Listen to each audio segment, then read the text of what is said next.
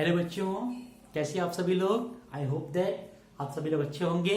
चलिए, आज का हमारा जो टॉपिक्स है वो है heating effect of electric current. Okay, topic क्या हमारा, heating effect of electric current. चलिए इसके बारे में डिस्कस करते हैं।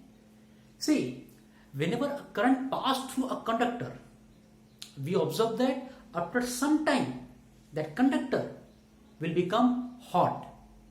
जब भी करंट एक कंडक्टर से पास करता है तो वो कंडक्टर कैसा हो जाता है, कुछ समय बाद it become hot. Okay, and that effect is known as the heating effect of electric current. Means here the electrical energy it is converted into the heat energy. जो हमारी इलेक्ट्रिकल एनर्जी है वही किसमें कन्वर्ट हो गई, वही electrical energy हमारी heat energy में कन्वर्ट हो गई। So when ever current passed through a conductor,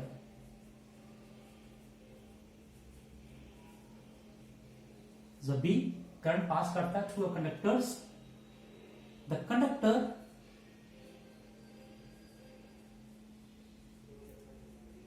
will becomes hot after some time. After some time क्या होता है, ओके, जो कंडक्टर होता है वो कैसा जाता है, हॉट हो जाता है। ओके, इट मीन्स दैट, इसका मीन्स क्या, इसका मतलब क्या हो गया, it means that electrical energy is converted into heat energy. ना, इसी इफेक्ट पे आपका जो इलेक्ट्रिक आयरन होता है, इलेक्ट्रिक गीजर होता है, ओके, इलेक्ट्रिक टोस्टर होता है, इसी इफेक्ट पे वो वर्क करते हैं। वहां पे भी क्या होता है, वहां पे करंट पास होता है और वो क्या क्रिएट करता है, वहां पे वो हीट एनर्जी क्रिएट करता है। तो वो सभी अप्लायंसेस इसी इसी इफेक्ट पे वर्क करते हैं।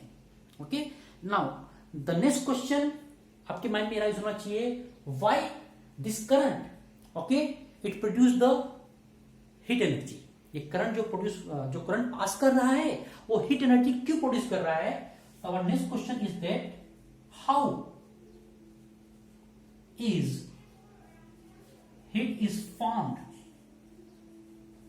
Bye current. जो करंट है ये हीट कैसे फॉर्म करता है। नाउ सी, सपोज यहां पे हमने एक कंडक्टर लिया, okay, now this conductor is connected with a battery heavy potential difference V। Okay, ये बैटरी क्या कर रही है, एक सेल है, एक बैटरी है which create a potential difference of V volt. Okay, so what happen, जैसे इसको हम बैटरी के साथ कनेक्ट करेंगे इस कंडक्टर को, इस कंडक्टर में क्या होगा, करंट प्रोड्यूस होगा and this current will move from the high potential to the low potential. Whereas the electron, जो इलेक्ट्रॉन्स होते हैं they move from the low potential to the high potential. Means electron will move from the negative terminal towards the positive terminal because electron and current they are moving in opposite direction. Now when the electron will move from this end to this end, जब इस and से इस and पे जो electron move करेगा, what happen, the electron will collide with the other electron as well as this electron will also collide with a fixed ion inside a conductor. Conductor के अंदर जो फिक्स्ड आयन है उनके साथ collision करेंगे, as well as वो जो electrons है वो अदर इलेक्ट्रॉन के साथ भी क्या करते हैं, कोलिजन करते हैं। ठीक है, सो ड्यूरिंग द कोलिजन वहां पे क्या क्रिएट होता है, वहां पे एक थर्मल वाइब्रेशन क्रिएट होता है एंड बिकॉज ऑफ दैट वहां पे क्या होता है, वो थर्मल वाइब्रेशन हीट के फॉर्म में कन्वर्ट हो जाता है। तो simply I can say that कि जो इलेक्ट्रिकल एनर्जी यहां पे मिला था, जो इलेक्ट्रिकल एनर्जी इन इलेक्ट्रॉन्स को मिला था वो किसमें कन्वर्ट हो गया, that converted in the form of heat energy and that is known as the heating effect of electric current. Electrical energy converted in the form of heat energy is known as heating effect of electric current. I hope that ये clear हो गया होगा। ठीक है, चलिए next topic हम ले लेते हैं,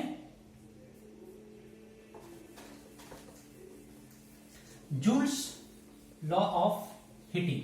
नेक्स्ट टॉपिक है हमारा Joule law of heating.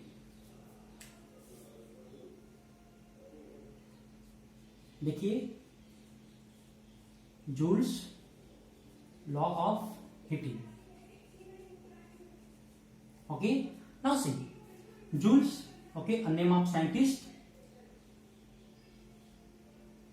he says that suppose एक कंडक्टर है, okay, when it is connected with a battery or cell with a potential difference of V volt, okay, suppose उस conductor से current कितना पास हो रहा है, तो करंट है I, एंड सपोज उस कंडक्टर का रेजिस्टेंस कितना है, उस कंडक्टर का रेजिस्टेंस है R, और वो करंट जो पास हो रहा है सपोज वो T टाइम के लिए पास हो रहा है, okay.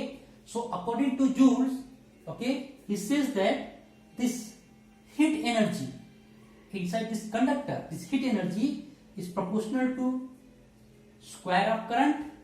This heat energy is proportional to resistance of this conductor, as well as this heat energy is proportional to time. जितने टाइम के लिए करंट पास हो रहा है उससे प्रोपोर्शनल होगा। अब इन सभी इक्वेशन को हम कंबाइन कर सकते हैं, so we get H equals to I square R T, and this is known as the Joule's law of heating. इसको हम क्या बोलते हैं, जूल्स लॉ ऑफ हीटिंग। यहां पे देखिए अगर हम करंट इंक्रीज करेंगे तो हीट एनर्जी क्या होगी, इंक्रीज होगी।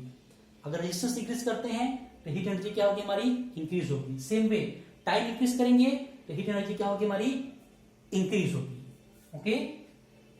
अब इसको हम लोग ऐसे लिख सकते हैं H, okay, equals to K I square RT। Now हमने ये K क्यों लिखा, to remove this proportionality sign. ये जो प्रोपोर्शनलिटी साइन है इसको रिमूव करने के लिए we have to put some constant term, उसको मैं रखा K। Now in SI units value of this K कितना हो जाएगा, 1। So I can write H equals to I square R T, and unit of H heat energy is joule, okay. इसकी unit क्या होगी, joule हो जाएगी, ठीक है ना, कोई डाउट्स नहीं। अब नेक्स्ट हम क्या करेंगे, ये जो हमारा इक्वेशन है, ये जो इक्वेशन है इसी को हम लोग डिफरेंट फॉर्म में डिराइव करेंगे, ठीक है। चलिए हमारा नेक्स्ट टॉपिक हम लेते हैं, ओके, कोई doubts, okay. It is known as the, इसको क्या बोलेंगे हम लोग, जूल लॉ ऑफ हीटिंग। इसको क्या बोलेंगे, Joule law of heating, H proportional to I square R T। चलिए नेक्स्ट ले लेते हैं।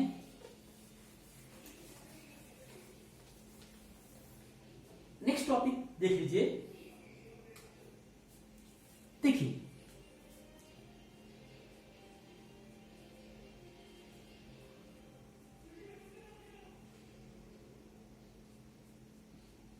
ओके, सपोज यहां पे कंडक्टर है, and suppose this conductor is connected with a cell which create a potential difference of V volt, okay। now ये conductor का जो रेजिस्टेंस है, सॉरी इसका जो रेजिस्टेंस है ये कितना है, R। करंट कितना इसका है, let's say it is I, और उस टाइम पे चार्ज कितना फ्लो हो रहा है, तो लेट्स से दैट इसका चार्ज है, चार्ज इज Q, एंड कितने टाइम के लिए फ्लो हो रहा है, तो टाइम हम ले लेते हैं, वो जो करंट फ्लो कर रहा है वो कितने टाइम के लिए फ्लो कर रहा है, तो time T, okay. Now when the electron, when the charge move from this point two this point, okay, वहां पे क्या होगा, कुछ वर्क होगा, वहां पे क्या होगा, कुछ वर्क होगा।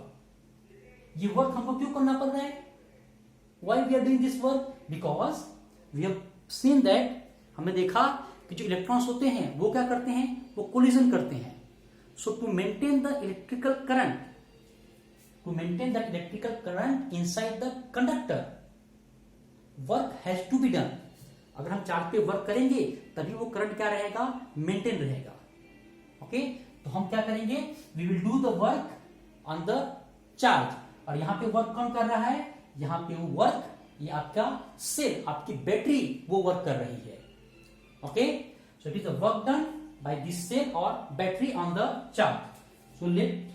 So W is the work done to move charge from one end to the another ends, एक एंड से दूसरे एंड तक. Okay, so W is the work done to move charge from one end to another end. Okay, now so W is the work done to move the charge from one end to the another end. So this work done will be equals to Q into V. ये question कहां से आया? So it's very simple. See, हमने पहले क्या था? What is electric potential? ये होता है work done upon charge. So can I say that work done equals to Q into V? Can I say that this work done equals to कितना हो जाएगा आपका? Q into V. So work done कितना हो गया? Charge multiplied by the potential difference, or simply you can say electric potential. Okay, now see this Q. Okay, we know that, हमको मालूम है I equals to Q by T. So I can write Q equals to I into T. हम क्या लिखेंगे? Q equals to I into T. वो हम लिख सकते हैं. अब ये जो इक्वेशन है उसको यहां पे रिप्लेस कर देते हैं. तो we can write W equals to IT into V. So this will become IVT. Okay, now ये जो वर्क डन है हम किसके ऊपर कर रहे हैं? हम उस चार्ज के ऊपर वर्क कर रहे हैं. हम उस चार्ज के ऊपर क्या कर रहे हैं? वर्क कर रहे हैं. दिस वर्क डन, ये वर्क डन क्या होगा? It is converted in the form of heat energy. यही वर्क डन क्या होता है? हिट एनर्जी के फॉर्म में कन्वर्ट हो जाता है. So I can say that work done equals to heat energy equals to IVT. Okay, now we can write this equation in different form. How? See, ये हमारा जो V है, V I can write V equals to I can write I into R. V हमारा क्या होता है? हमको मालूम है V equals to I into R from the Ohm's law. So I can write this H equals to I into V हम क्या लिखते हैं? I into R into T. So what will get? I square R T. ये क्या हो गया हमारा? Joules law of heating. हमने बोला था ना, इसी इक्वेशन को हम डिफरेंट फॉर्म में डिराइव करेंगे. आ गया? H equals to I square RT. Now इसका थर्ड फॉर्म हम लिखते हैं. सी, यहां पे जो ये I है, this I can write in terms of V by R. ये जो I है, ठीक है, इसको हम लिखते हैं V by R into V into T. So we'll get V square by R into T. So we'll get V square by R T. Let me call equation number 3. So this three equation, this one and this one is very important. Okay, ये क्या हो गया आपका? ये जो work convert हुआ इन the form of heat, उसका ये इक्वेशन है. ठीक है, और इसकी यूनिट्स क्या होगी? इसकी यूनिट्स हम लेंगे जूल. ओके, यहाँ पे जो हीट एनर्जी है उसकी यूनिट हम क्या रखेंगे? जूल रखेंगे. आई होप दैट ये कंसेप्ट क्लियर हो गया होगा. Next will discuss about the power. आइए देख लेते हैं पावर क्या होता है. भाई देख लेते हैं. चलिए पावर डिस्कस करते हैं. आ जाइए. चलो बेटा, पावर. ओके, पावर क्या होता है? ये तो सबको मालूम है. Rate of doing work. Okay, power means rate of doing work. So power I can write work done upon time. Power हम लिख सकते हैं it's a work done upon time. Clear? Now work done you can write in form of heat energy upon time. देखो work done ही क्या होता है? ये तो heat energy होती है. जो work done होता है वही तो कन्वर्ट हो जाता है हीट के फॉर्म में. So I can write work done की जगह लिख सकता हूं मैं heat energy upon टाइम. अब देखिए, सो पावर इक्वल्स टू हमारा हीट एनर्जी कितना था? एक था हमारा क्वेश्चन, देख लीजिए ये 3 क्वेश्चन थे, मैं यहां पर लिख देता हूं H equals to I V T, H equals to I square R T, H equals to V square R T, T for time, time खराब चल रहा है, चलो कोई बात नहीं। पावर इक्वल्स टू, ये क्वेश्चन लेते हैं I V T upon time का टी रखते हैं, कैंसर, तो पावर कितना हो गया I into V, first equation. Same way power equals to I square R T divide by time, so get I square R. Same way power equals to V square R into T divide by T, get V square by R. देखिए power and energy, energy में से आप time को निकाल दीजिए, it become a power, क्योंकि you are dividing with time, आप time के साथ डिवाइड कर रहे हैं, तो एनर्जी क्या होगा और पावर क्या होगा। तो एनर्जी में से आप टाइम निकाल दीजिए, इट बिकम अ पावर। अगर पावर टू एनर्जी जाना है तो आप टाइम से मल्टीप्लाई कर दीजिए, it become the energy. Okay, now next will define 1 what क्या होता है।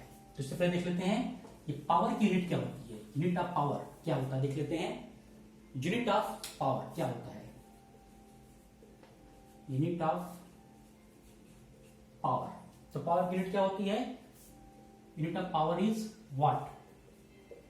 And how we can define 1 watt, see अभी हमने देखा पावर क्या होता है आई इंटू वी, ओके, और पावर का यूनिट क्या होता है, ये होता है आपका 1 वॉट। ओके, पावर का यूनिट क्या होता है, वॉट होता है, आई का क्या होता है एम्पियर, एंड वोल्टेज का क्या होता है watt. So how we can define, so power is said to be 1 watt if 1 ampere current pass through it when potential difference is 1 watt, when potential difference is 1 watt, ये potential difference है। okay, so this way we can define 1 watt। I hope that ये concept आपको clear हो गया होगा।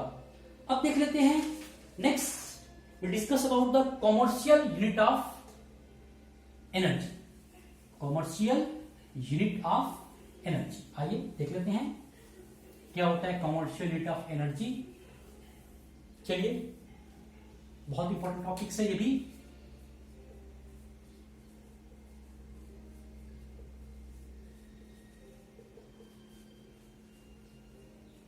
देखिए commercial unit of energy क्या होता है, तो commercial unit of energy is kilo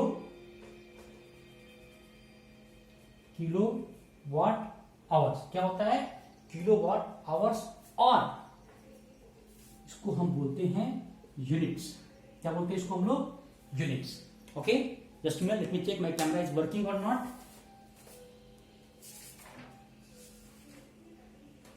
okay, it is working। तो कॉमर्शियल यूनिट ऑफ एनर्जी क्या होता है, किलोवाट आवर्स और यूनिट होगा, ठीक है ना। 1 kilowatt hour equals to 1 unit, very important relation. 1 kilowatt hour equals to 1 unit, ये क्या होता है।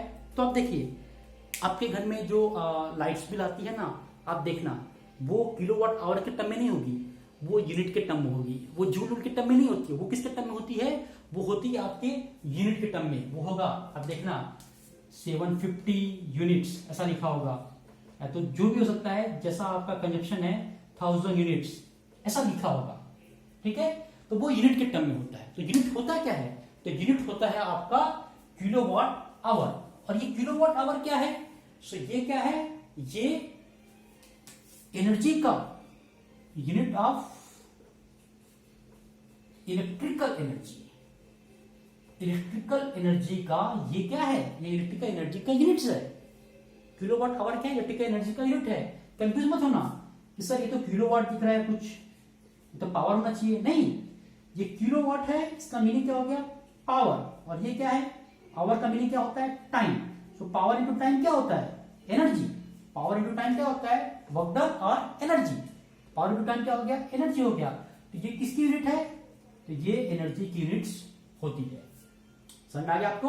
Now will convert this kilowatt hour into the joule, क्योंकि ये किसकी यूनिट है, एनर्जी की है। अब मोस्टली हम लोग एनर्जी किसमें लिखते हैं, इन टर्म्स ऑफ जूल में, तो इसको हम लोग जूल में कन्वर्ट कर लेते हैं। So 1 kilo watt hour into joule, let's see कितना होता है।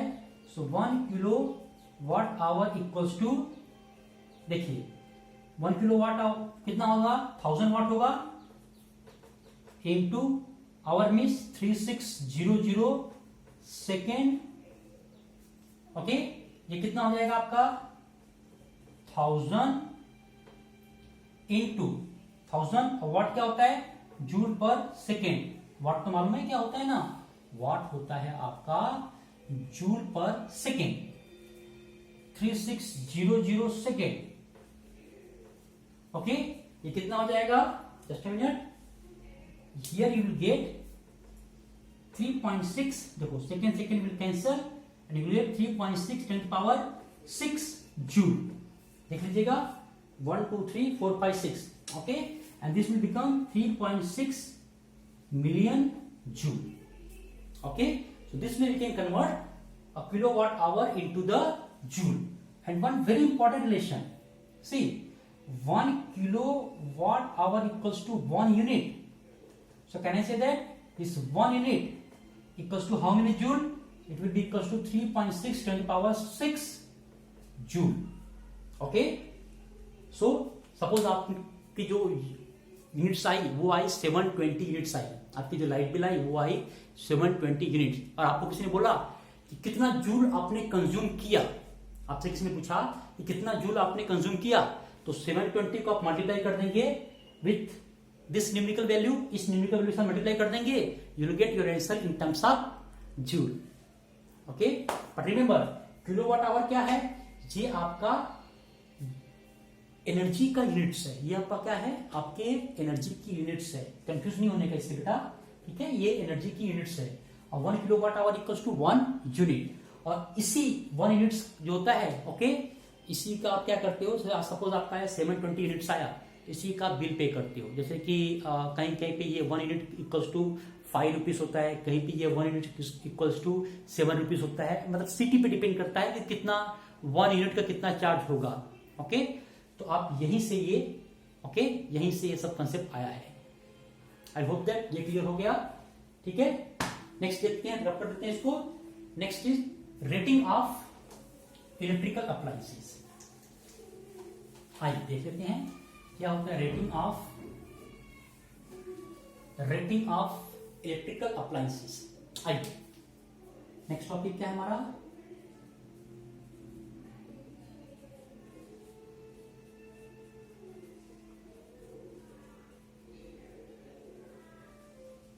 सी, ये क्या होता है देखते हैं।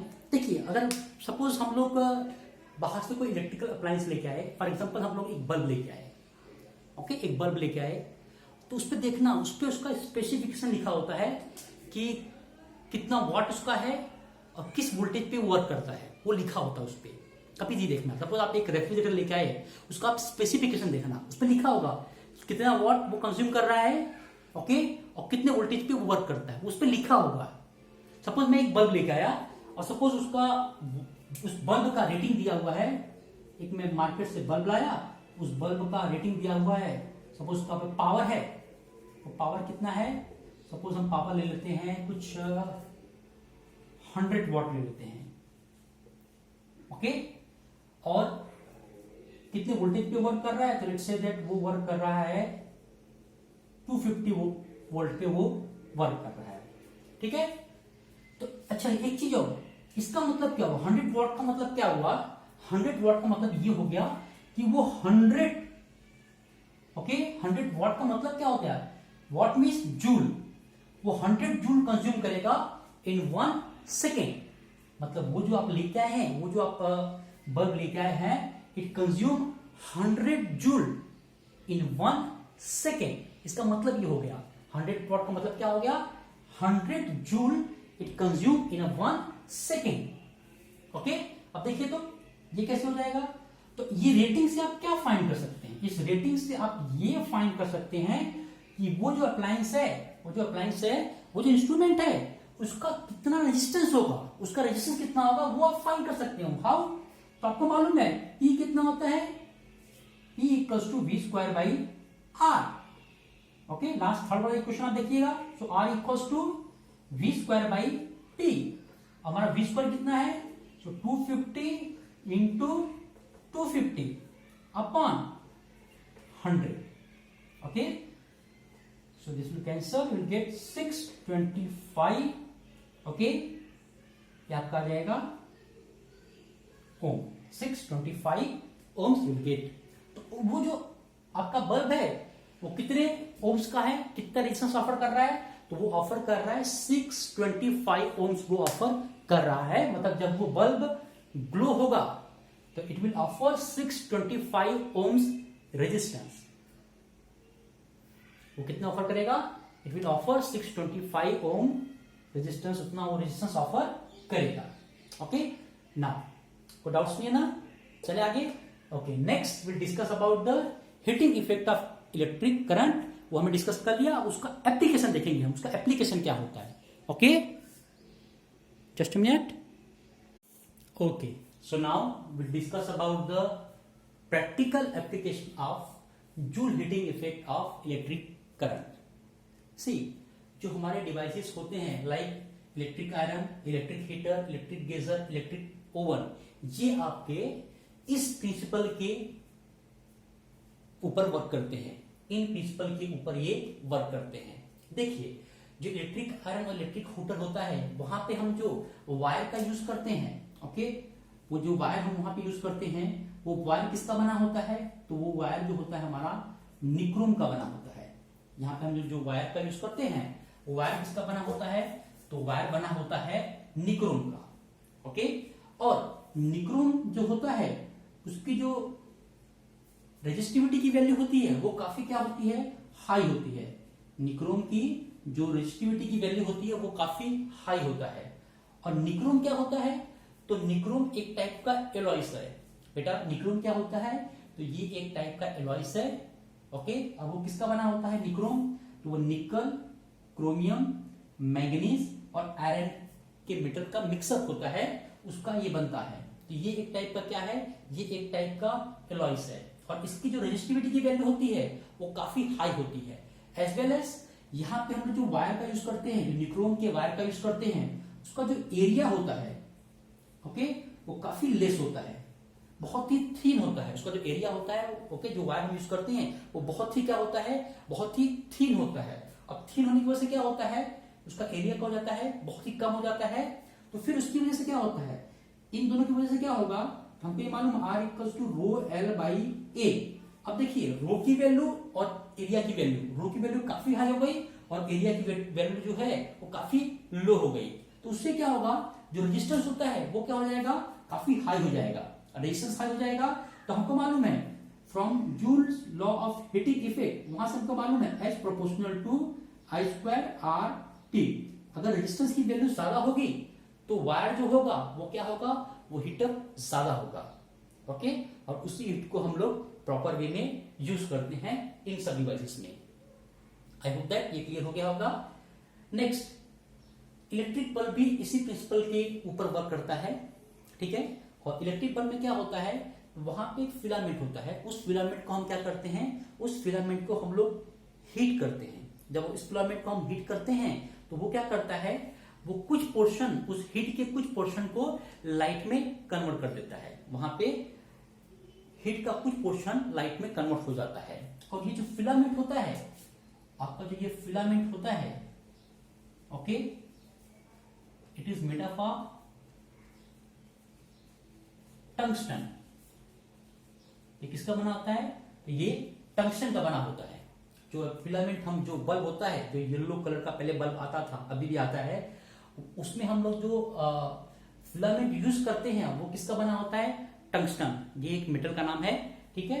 और इस टंगस्टन का जो मेल्टिंग पॉइंट होता है, इसका मेल्टिंग पॉइंट काफी हाई होता है। इसका जो मेल्टिंग पॉइंट होता है, ओके, ये काफी हाई होता है। और ये कितना होता है? 3380 डिग्री सेल्सियस। इसका मेल्टिंग पॉइंट काफी हाई होता है और इसका रेजिस्टेंस भी होता है, ओके, ये भी हाई होता है। उसका रेजिस्टेंस हाई होता है एज वेल एज उसका मेल्टिंग पॉइंट हाई होता है, ओके। और आपने देखा होगा येलो कलर का जो बल्ब हमारा आता है, ओके, ये कुछ उसका इस टाइप का, मैं एक रफली उसका डायग्राम बना देता हूं। मैं कुछ इस टाइप का हुआ करता था, होता है, ठीक है। और यहां से देखना कुछ ऐसे में आता है, ये ऐसे करके इस तरह से, और ये कुछ ऐसे होता है। तो ये जो होता है, ये वाला, ये किसका बना होता है? ये टंगस्टन का बना होता है। ये फिलामेंट होता है, ये किसका बना होता है? ये टंगस्टन का बना होता है, ठीक है। और ये क्या करता है? यहीं से क्या होता है? लाइट क्या होती है? एमिट्स होती है। अब देखिए, ये जो बल्ब होता है ना, it is filled with the, ये बल्ब हमारा फिल्ड होता है विथ अ नियॉन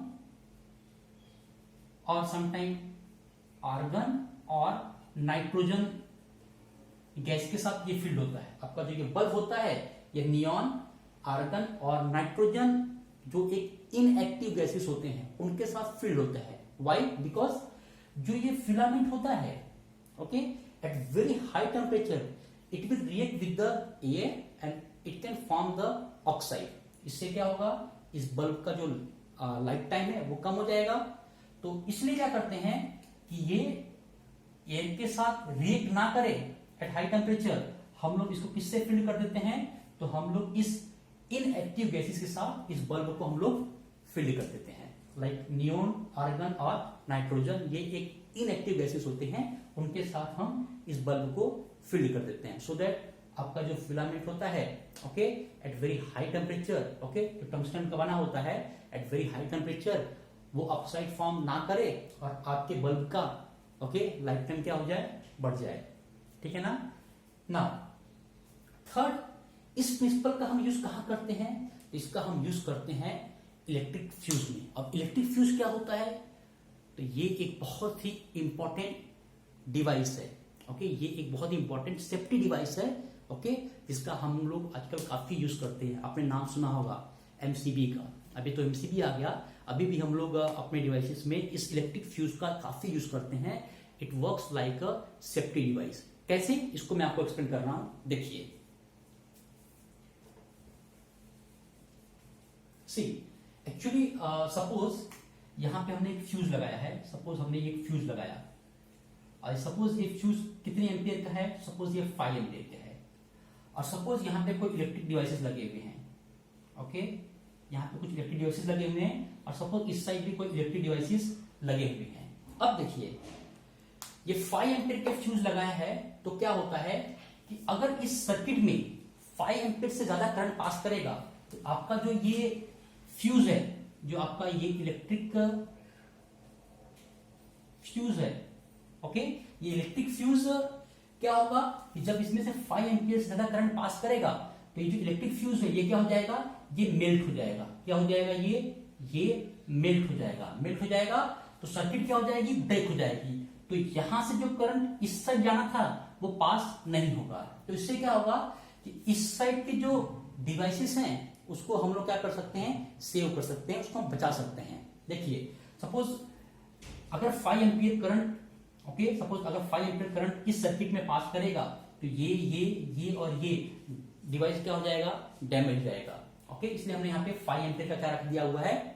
एक फ्यूज रख दिया है। अगर 5 एम्पियर ज्यादा करंट पास करेगा तो ये डिवाइसेस क्या हो जाएंगी? डैमेज हो जाएंगी। अब देखिए, जैसे ही 5 एम्पियर ज्यादा करंट पास करेगा तो देखिए, तो ये और ये डैमेज हो जाएगा।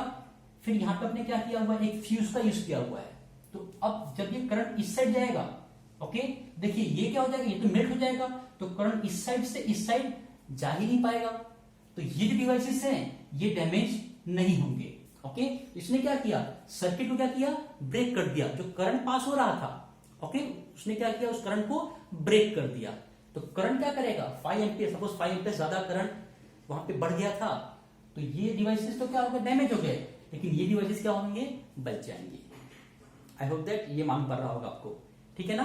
तो इस तरह से हम लोग फ्यूज का यूज करते हैं। ओके, तो अगर एक स्पेसिफाई वैल्यू से ज्यादा करंट पास करता है, अगर आपके एक स्पेसिफाई वैल्यू से ज्यादा करंट पास करेगा, तो ये जो फ्यूज होता है, ओके, ये क्या हो जाएगा आपका, ये आपका मेल्ट हो जाएगा और ये सर्किट को क्या करता है, डैमेज होने से बचा लेता है। ओके, एंड सपोज एक मैं आपको एग्जांपल दे रहा हूं। ओके, पहले आप देख लीजिए कि मार्केट में जो फ्यूज अवेलेबल्स हैं वो कितने कितने एम्पियर के होते हैं। तो वो 1 एम्पियर के होते हैं, 2 एम्पियर्स के होते हैं, 3 एम्पियर्स के होते हैं, 5 amperes, 10 amperes and so on. ये सारे फ्यूज आपके मार्केट में अवेलेबल्स होते हैं। फॉर एग्जाम्पल मैं मार्केट गया और वहां से मैं क्या किया, एक इलेक्ट्रिक आयरन लेके आया और इसका पावर जो कंजप्शन है, इसका पावर कंजप्शन है 1 किलो वाट, और वो किस वोल्टेज पे वर्क कर रहा है, तो वो वर्क कर रहा है 220 वोल्ट पे वर्क कर रहा है। ओके, तो इसके लिए, इस इलेक्ट्रिक आयरन के लिए मुझे कौन सा फ्यूज यूज करना पड़ेगा, तो देखिए, तो यहां से हम लोग क्या फाइंड कर लेंगे, आई फाइंड कर लेंगे। हमारा फॉर्मूला होता है P equals to V I, P equals to V I, तो I can say that I equals to P by V। हमारा P कितना है, 1 kilo watt means 1000 watt divide by 220, तो कितना हो गया हमारा ये 4.54 एम्पियर, ये हो गया। ठीक है, तो यहां पे हम कौन सा फ्यूज यूज करेंगे, तो यहां पे हम लोग 5 एम्पियर का फ्यूज यूज करेंगे। Okay, here we will use a 5 ampere fuse. Okay, उससे क्या होगा कि अगर इस डिवाइस में 5 एम्पियर ज्यादा करंट पास करेगा, अगर इस डिवाइस में 5 एम्पियर ज्यादा करंट पास करेगा, तो ये फ्यूज क्या हो जाएगा, मेल्ट हो जाएगा। It can save the device, उस डिवाइस को ये क्या कर सकता है, सेव कर सकता है, उस सर्किट को क्या कर सकता है, ये फ्यूज सेव कर सकता है। आई होप दैट ये कंसेप्ट क्लियर हो गया होगा। ओके, चलिए, thank you very much, thank you, thanks a lot.